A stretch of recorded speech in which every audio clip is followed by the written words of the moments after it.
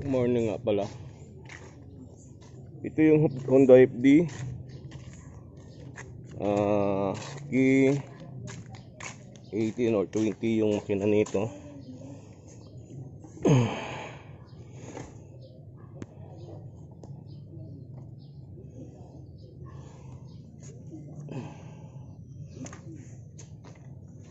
Bitik. Ito yung nakita kong problema. Yung problema kasi nito is yung nagkakaroon siya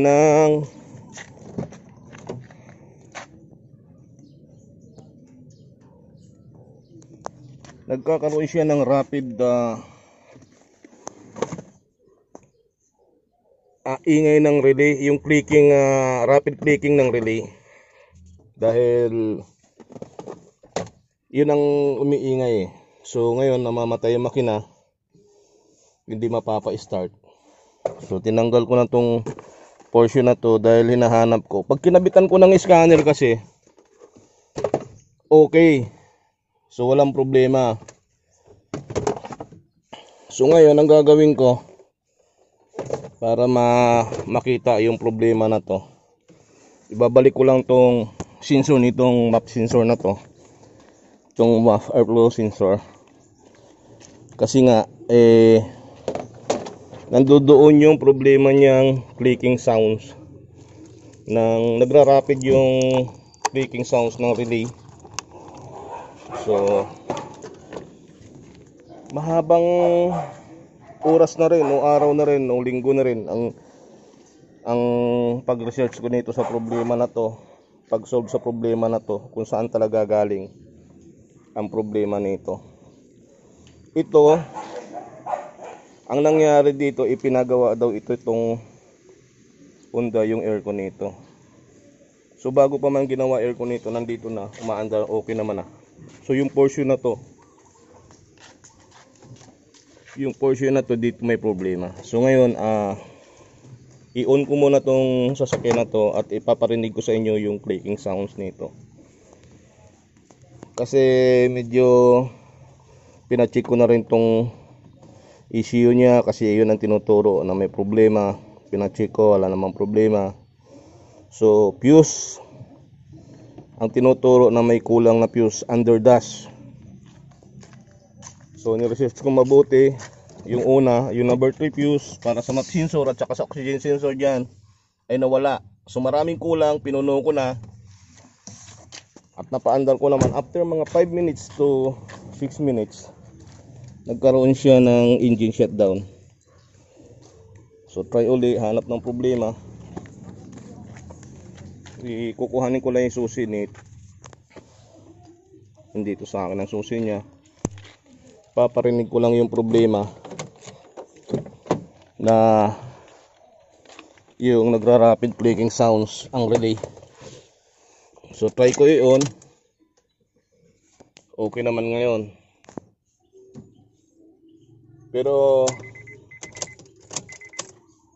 may portion na nagkakaroon ng rapid sounds talaga itong relay na to. Yung sa fuel relay, yung kulay blue. So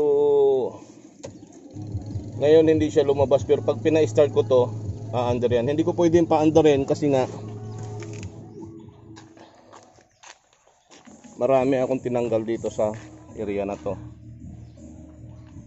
So ang nakikita kong problema dito, i-off ko lang muna. Honda FD K20 engine, off ko muna. So nawala naman yung check engine niya, pero sa dami-dami ng problema na hinahanap ko, mukhang matutumbok na ngayon yung problema nito. Yung ground dito,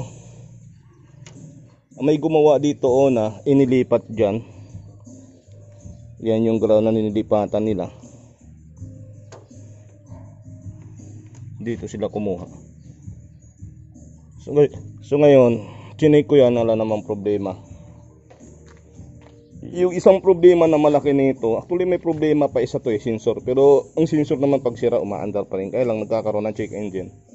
Hindi siya mag-i-erratic ng katulad nung sobrang bilis, rapid nung release sounds, clicking sounds ng relay sa fuel.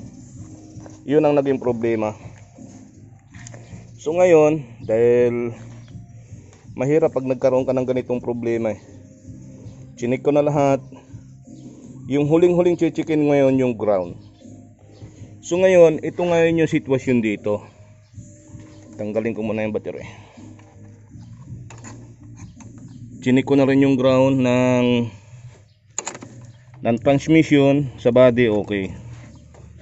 So mayroong isang portion dito. Ayan, kung makita nyo. Ayan. Alam ko ground to dito sa supply ng kuryente na to. Ito yung nawala ng tornilyo, nawala ng bolt. Hindi ko alam kung sino nagtanggal dito, o yung aircon ba, o kung sino siya nagtanggal dyan. Hindi na ibalik. Pero ito yung may bakal na lumitaw. Yan yung grounding system niya. So pag yan hindi nakakabit, yan. Pag yan hindi nakakabit, sigurado ko magkakaroon ng problema dyan. Yun nga ang binibigay ng problema. Ngayon, tatry ko lang tong application na ginagawa ko dahil alam ko ito, yung grounding supply nito may kulang.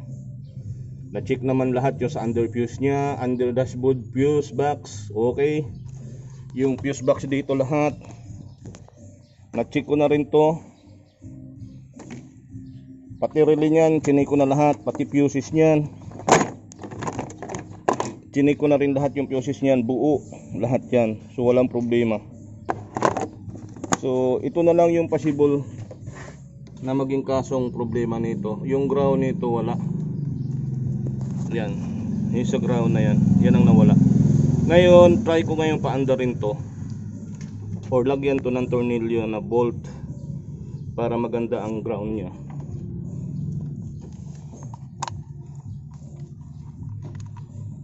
Alam ko dito lang siguro nagkaroon ng problema to kaya binibigyan ako ng problema. Actually itong sasakyan na to tinatak to galing ng Bulacan pa to nakatoto rito, tinuwing to rito. Ngayon